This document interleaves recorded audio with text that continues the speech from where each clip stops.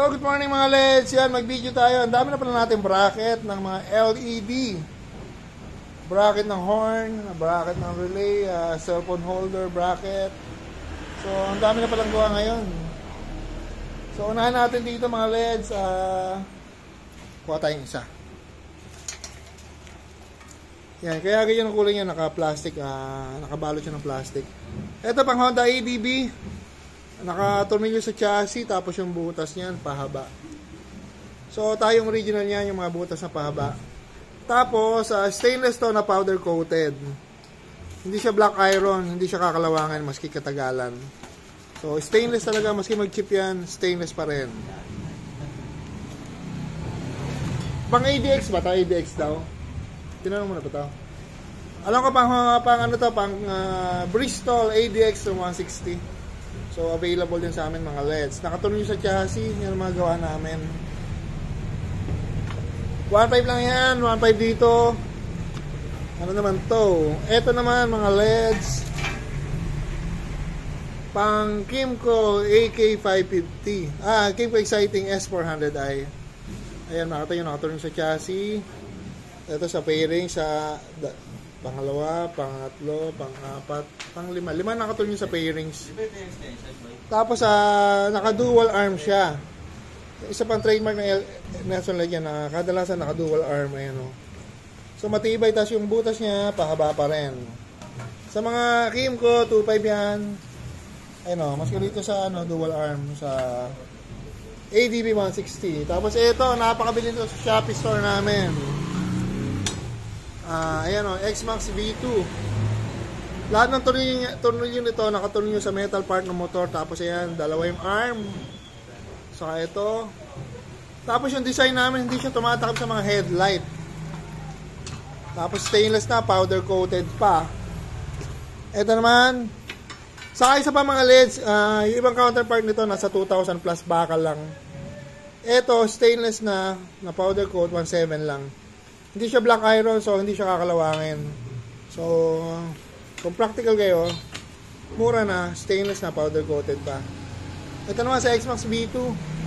Makita nyo yung ibang bracket namin na 12mm dito, tapos yung ibang arm niya, ibang pyesa niya is 10mm.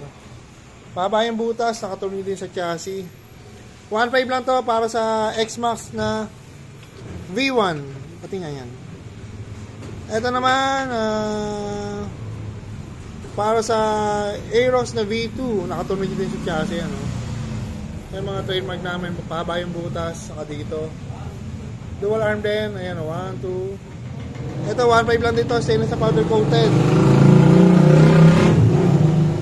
Ano yun? Ito. Ang mga nito, stainless to. Stainless talaga yung mga bracket namin, mga LEDs. So, mas maganda talaga pag powder coated. Pagka stainless finish, by request. Pero lahat yan stainless. Ito, NMAX V2. Nakatuloy sa chassis, ayan o. Dito naka-screw. Pahaba yung butas. Ito, naka-bolt and nut. Kasama na yung mga bolt and nut yan pag binili. 1.5 lang yan. Ito, premium. Kami lang yung may premium ng LED bracket na nakatuloy sa chassis. So, pwede nyo PM, may mga reseller na tayo nito ng mga bracket sa Magaling Manila. So, ayan o. Nakatuloy sa chassis. Ito, yung flat bar na to, pataas yan, papunta sa taas, nakatuloy sa mga kabitan ng ilaw. Kaya matibay. 2.5 lang to. Full sale ay, less 500. Ayan, dual arm pa rin. Hindi natin tinitipin yung natin para matibay.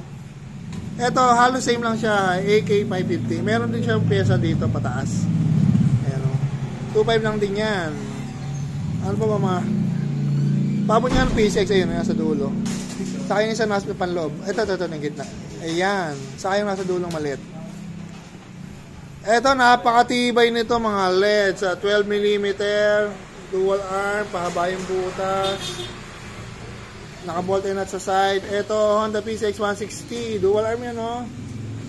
Kaya napakatibay. Sariling design namin to. Mga sariling gawa namin, sariling design. Stainless na powder coated. 1.7 lang to. Kung bibili kayo ng 5, consider as wholesale na yung less 500. Ito yung mga dinedemo na pinapampa namin yung front ng motor. Patingin yan. Ito naman, Kami lang din na meron ganito, Honda PCX na panloob, pero heavy duty kasi nakatunog yun sa chassis. Maski na panloob yan. Kasi yung dito, yung tunog yun dito sa dalawa sa PCX na babasag. Tapos kagandahan nito, pwede sa V1 hanggang V5. Kasi adjustable. Lalagyan nyo ng flat washer kung gusto nyo baba. Yung ilaw. 1-2 lang yan, mga LEDs. Ito naman, pang Sniper 155. Ayan o, paba yung butas niya para madaling tornilyo. Mga ini-improve kasi namin yung bracket natin. Pag may na-encounter tayong problema, ini-improve pa namin. Ayan, dito paba rin. 1.5 lang to, wholesale. 1K lang, 1K. Ano yan? Ito yung kanina, NMAX V2 na powder coated. Ito yung kanina, stainless finish. 1.5 lang to mga LEDs, nakatornilyo din sa chassis yan. Ano ba to? Ito is Aerox na V1. 5 yung nakatornilyo, isa sa metal part, sa fairing, 2, 3, 4, 5 nakatornilyo sa fairings, tapos pahaba rin yung butas. Siyempre, dual arm pa din para matibay. Ano pa ba? Ito para sa Honda Click V2. Ang dami nakatornilyo. 1, 2, 3, 5. Nato nyo, dual arm pa din yan. Ayan o, doble. Laging doble, tapos pahaba yung butas. Yan ang trademark namin. Mas matigas ang stainless kaysa black iron. Tapos doble pa yung mga, yan, doble din. Ito, alam ko, sa Aprilia, kami palang mayroon ng itong bracket. Aprilia SRGT. Pero ito mga LEDs, hindi siya nakatuloy sa metal part kasi wala talaga, hindi pwede ituloy nyo, nakatago. Pero matibay ito kasi nakabolt na dito sa side, saka dito. Kaya matibay. Ito naman, Aerox NMAX na V1. Magaya na, no? Ito, powder coated na, pahaba yung butas. Nakatuloy sa chassis, yan. Nakabolt na sa side. 1.5 lang to. Ano yan? Ito naman, pang kotse na to. Yaris Cross. Kahit anong variant, yung pang V, G, saka S, pwede. 1.5 lang to mga LED. So, hindi na kayo problema.